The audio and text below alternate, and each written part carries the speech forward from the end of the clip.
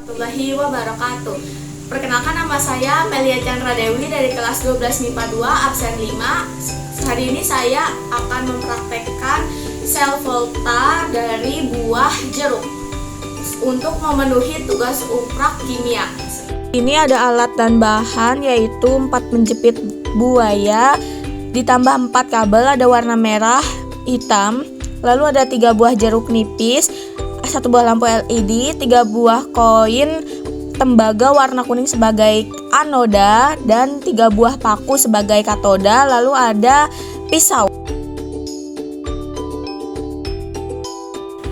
Langkah pertama, belah jeruk dengan pisau.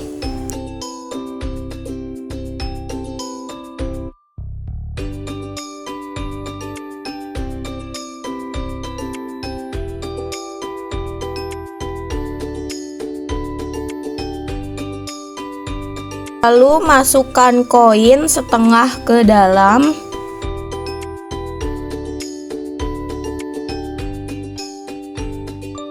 Tusukkan paku atau katoda di sebelah koin berjarak sekitar 2 cm.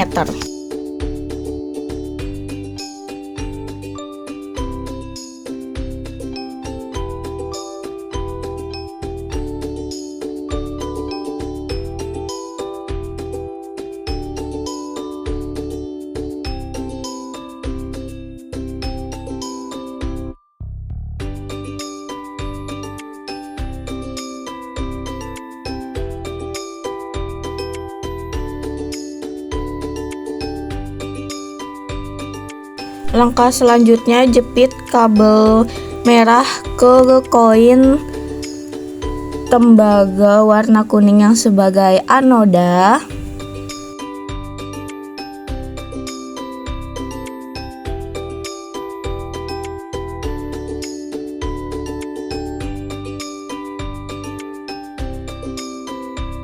Lalu jepit kabel hitam ke paku.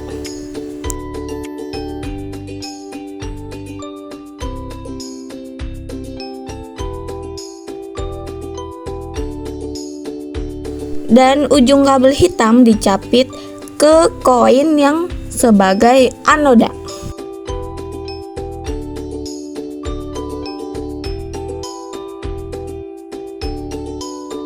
Lakukan hal yang sama, kabel merah satunya capit ke dalam paku dan ujung kabelnya dicapit ke dalam koin. Dan yang kabel satunya dicapit ke dalam paku sebagai katoda dan ujung nanti yang digunakan untuk menyalakan lampu.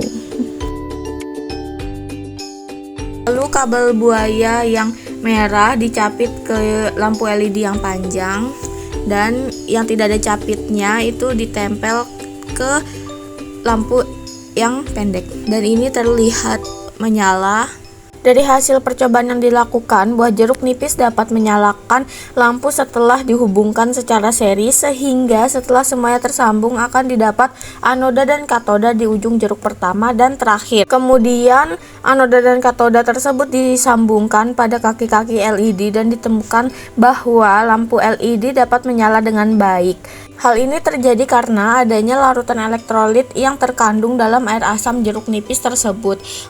Unsur kimia yang terdapat pada jeruk nipis dapat menghasilkan arus listrik karena mengandung asam sitrat, asam amino, glikosida, dan fosfor. Dia bisa digunakan untuk menyalakan lampu LED. Praktik selanjutnya adalah sel elektrolisis penyepuhan logam dengan tembaga. Selanjutnya ada alat dan bahan, yaitu 2 buah kabel berwarna merah, itu diibaratkan sebagai anoda atau kutub positif, dan hitam katoda atau kutub negatif. Ada 1 buah baterai 9 volt, 1 buah paku tembaga 5 cm, amplas, dan fiksal yang dituangkan ke dalam gelas. Langkah pertama yaitu paku diamplas sampai berwarna agak putih. Ya guys, diamplas terus sampai pakunya itu kayak halus gitu dan serbuk-serbuknya tuh rontok semua. Lalu dicuci dengan air biasa agar bebas dari pengotor. lalu dikeringkan dengan tisu. Lalu hubungkan tembaga ke anoda atau kutub positif yang kabel berwarna merah dan hubungkan paku ke katoda atau kutub negatif yang kabel berwarna hitam. Lalu hubungkan kabel berwarna hitam ke kutub negatif baterai dan kabel berwarna merah ke kutub positif baterai. Lalu masukkan paku dan logam Cu atau tembaga ke dalam larutan Fiksal dan tunggu selama kurang lebih 10 menit. Terlihat seperti ada busa penyepuhan. Pada menit ke-6 terlihat busa penyepuhan yang semakin banyak.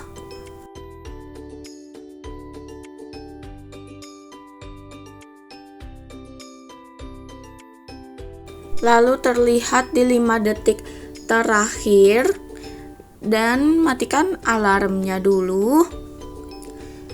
Lalu angkat katoda atau elektroda paku dari larutan Fiksal dan keringkan dengan menggunakan tisu.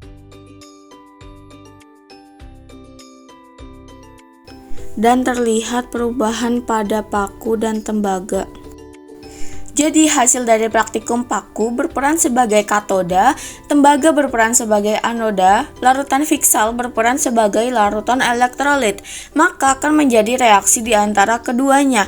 Elektron-elektron mengalir dari baterai menuju paku atau katoda akan mengumpul di paku atau katoda tersebut dan membuat paku bermuatan negatif. Oleh karena itu, Cu2+ yang bermuatan positif akan tertarik mendekati paku atau katoda yang bermuatan negatif.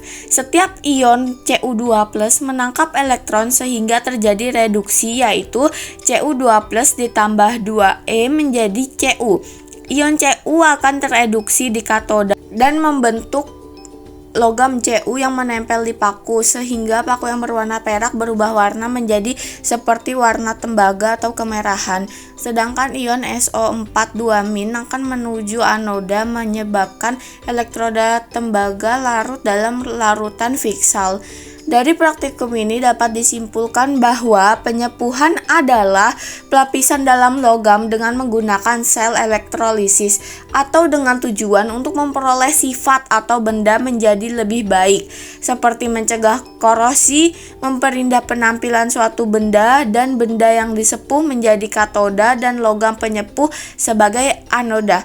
Demikian praktikum sel volta dan sel elektrolisis untuk memenuhi tugas ujian praktek kimia. Terima kasih. Wassalamualaikum warahmatullahi wabarakatuh.